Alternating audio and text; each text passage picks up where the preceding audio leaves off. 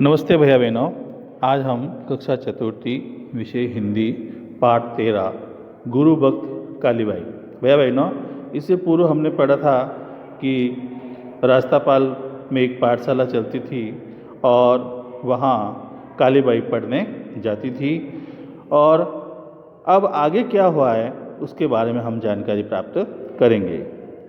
किंतु यह बात रास्तापाल के जागीरदार को नहीं पची। वह नहीं चाहता था कि गांव के लोगों में शिक्षा का प्रसार हो। उसने इस पाठशाला को बंद करने का एक षड्यंत्र रचा। उसने गांव के लोगों की एक बैठक बुलाई। नाना भाई को इस षड्यंत्र का पता चला। उन्होंने घर घर जाकर लोगों को समझाया। एक भी व्यक्ति ने इस बैठक में भाग नहीं लिया। भैया बहनों, रास्तापाल की पाठशाला को बंद कराने के लिए वहाँ के जागीरदार ने एक बैठक बुलाई थी। उस बैठक के अंदर ये निर्णय होने वाला था कि इस पाठशाला को बंद करना है, मगर नाना भाई को इस षड्यंत्र का पता चल गया और उन्होंने घर घर जाकर लोगों को समझाया। इसलिए उस बैठक में कोई भी नहीं आया। गांव के लोग जब बैठक में नहीं आए तो जागीरदार जला उठा। उसने सामंत को सारी घटना नमक मिर्ची लगाकर कह दी। अगले दिन ही रियासत के पुलिस अधिकारी और जिला न्यायाधीश दल बल सहित रास्तापाल पहुँचे। भैया बहनों, जब उस बैठक के अंदर कोई नहीं आया तो जागीरदार गुस्सा कर गया, जल्ला उठा और उसने सामंत को सारी घटना नमक मिर्ची लगा करके यानी एक की दो बात कह करके बता दी। तो अगले दिन पुलिस आ गई उस गांव के अंदर और न्यायाधीश भी आ गया रास्तापाल के अंदर। 19 जून 1947 का दिन था। रास्तापाल की पाठशाला के बाहर एक ट्रक आकर रुका। कालीबाई उस समय खेत पर गई हुई थी। पाठशाला में सिंगा भाई और नाना भाई दोनों ही उपस्थित थे। भैया बहनों, 19 जून 1947 का दिन था। उस दिन पाठशाला के बाहर एक ट्रक आकर के रुका और उस पाठशाला के अंदर सेंगा भाई और नाना भाई दोनों ही थे। देखा कि बाहर एक ट्रक आकर के रुका हुआ है। जिला न्यायाधीश ने सेंगा भाई से कहा, पाठशाला बंद करो और चाबी हमको दो। उन्होंने कहा कि ये पाठशाला बंद कर दो और चाबी हमें दो। इस पर सेंगा भाई ने नम्रता से कहा, न्यायाधीश महोदय, आप तो न्याय करते हैं, हम आपके काम को नहीं कर रहे, हम आपके काम को ही तो कर रहे हैं। बालकों को शिक्षा देना और राज्य का काम है, आप उसे बंद करवाना चाहते हैं। ये तो कोई न्याय की बात नहीं हुई। ये बात किसने कही भैया बहनों? सेंगा भाई ने। किसको कही? न्यायाधीश को कही कि भाई हम तो शिक्षा देने का काम कर रहे हैं, राज्य का ही काम है ये तो। जिला न्यायाधीश ये उत्तर सुनकर आग बबूला हो गया।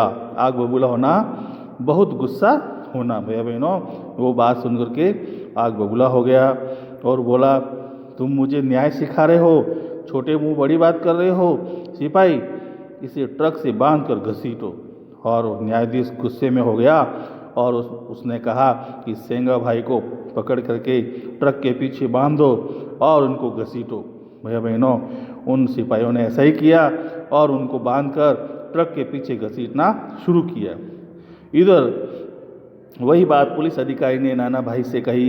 इस पर नाना भाई हाथ जोड़कर बोले, साहब ये पाठशाला तो प्रजामंडल के आदेश से चल रही हैं, आपके आदेश से तो नहीं। आप इसे बंद क्यों करवाते हैं? हमें पाठशाला चलाने दीजिए, इससे तो बालकों का भला ही होगा। भैया बहनों, नाना भाई ने भी हाथ जोड़ करके उनको कहा, मगर वो माने नहीं। पुलिस अधिकारी ऐसा उत्तर कैसे सहन करता? उसने क्रोध का सागर उमड़ पड़ा।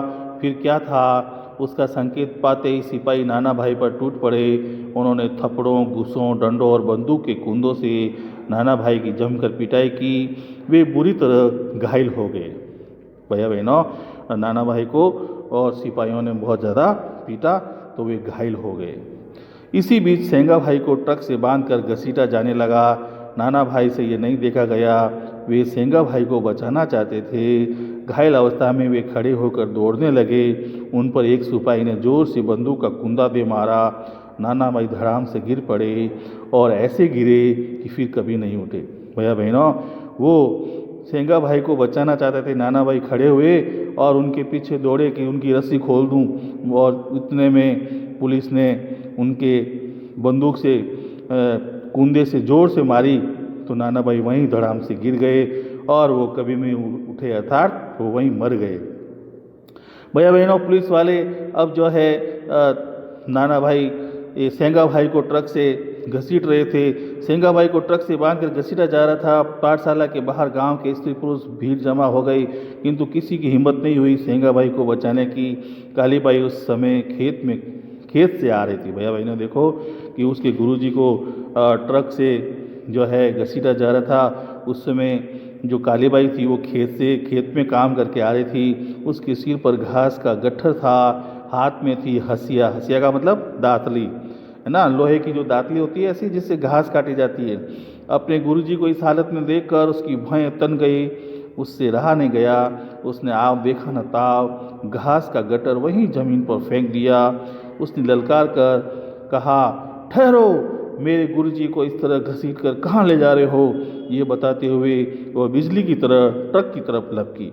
देखो भैया बहनों, जब उस नाना भाई को सेंगा भाई को ट्रक से घसीटा जा रहा था तब काली बाई खेत में थी और वहाँ से आ रही थी और उसकी जो घास का गट्ठर था वो नीचे गिरा करके जोर से बोली, ठहरो, कहाँ ले जा रहे हो मेरे गुरुजी को घसीट करके? ये कहते हुए बिजली की तरह वो ट्रक के पास आग लपकी। उसने ट्रक से बंधी रस्सी को हसिया से काट दिया। उसके हाथ में भैया बहनों वो घास काटने का जो हसिया था ना, उससे उसने रस्सी काट दी और गुरुजी को मौत के मुंह के जाने से बच गए। किंतु अफसोस, सिपाहियों ने काली बाई को गोलियों से भून दिया। भैया बहनों, जब उसने रस्सी काटी तो पास में जो सिपाही खड़े थे उन्होंने बंदूक की गोलियों से सारी गोलियां काली बाई को लगा दी और गोलियों से उनको भून दिया। उसे बचाने के लिए कुछ औरतें भाग कर आई, उन पर निर्मम पुलिस ने गोलियां बरसाई। एक तरफ नाना भाई का शव पड़ा था, दूसरी तरफ लहू से लथपथ काली बाई। भैया बहनों, एक तरफ तो नाना भाई को पुलिस वालों ने ये जो बंदूक की जो कुंदा होता उससे मार दिया था और दूसरी तरफ लहू लुहान से लथपथ काली बाई को गोली मार दी थी। फिर क्या था, अरावली की पहाड़ियों में भील के मारू ढोला का मातमीश्वर गूंज उठा। भैया बहनों, जब काली बाई ने अपने गुरुजी को बचाने के लिए दौड़ी और उसने रस्सी काटी तो पुलिस वालों ने उसको भून दिया। ये सारी चीज़ें देख करके और वहाँ के लोगों में जो है ये घटना फैल गई और अरावली की पहाड़ियों में भीलों के मारू ढोल का माता स्वर गूंजने उठा, यानी ढोल बजा बजा के बोला। देखते ही देखते हजारों भील व रास्तापाल में एकत्रित हो गए। विकट स्थिति को समझकर नाना भाई के हत्यारे वहाँ से भाग गए। भैया बहनों, सब गांव वाले सब इकट्ठे हो गए और जब तक वो न्यायाधीश और पुलिस वाले वहाँ से भाग गए थे। काली बाई को डूंगरपुर अस्पताल में भर्ती कराया गया। वहाँ 40 घंटे बेहोश होने के बाद उस वीर बाला ने दम तोड़ दिया। भैया बहनों, काली बाई घायल हो गई थी गोलियों से, तो उसको तुरंत वहाँ अस्पताल ले जाया गया, मगर वहाँ 40 घंटे के बाद में उसने भी दम तोड़ दिया। भैया बहनों, काली बाई ने किसको बचाया था? अपने गुरुजी को, है ना, और गुरुजी को बचाने के लिए अपनी जान दे दी थी। काली बाई तो शहीद हो गई किंतु उसने गुरुजी को बचा लिया। एक नन्ही ज्योति असम में बुझ गई, लेकिन हजारों दिलों में आज़ादी की अलग जगह गई। भैया बहनों, हमें भी काली बाई की तरह मजबूत और देशभक्त होना है। उन्होंने भी जो है अपने गुरुजी को बचाया, अपना जीवन दान दे दिया, वो शहीद हो गई और हमें वो ऐसा पाठ पढ़ा गई कि हमें भी जीवन में हमारे देश के लिए प्राण न्यौछावर करने हैं और ऐसी जो घटनाएं होती हैं उनको रोकना है और इससे प्रेरणा लेते कि हमें भी जीवन में बहादुर बनना है। धन्यवाद।